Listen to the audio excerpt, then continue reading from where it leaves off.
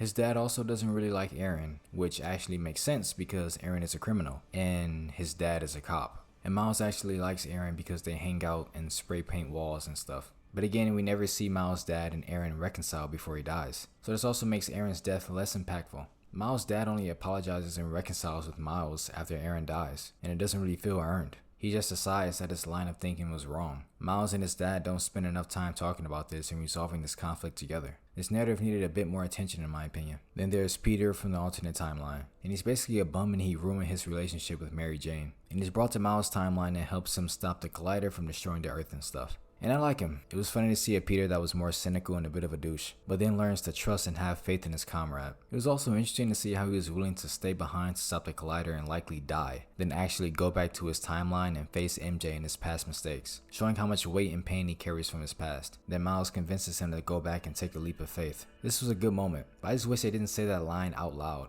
After Peter asks how he would know that he's not going to mess it up, they both should have looked at each other. Miles should have gave a little smirk, Peter should have smiled, then he should have let go. I think that would have made that moment more powerful. And his dialogue was fine. It was quippy and marvelly, and it was just fine for Peter. He was fun to have around, he had some funny lines, and he had a character arc.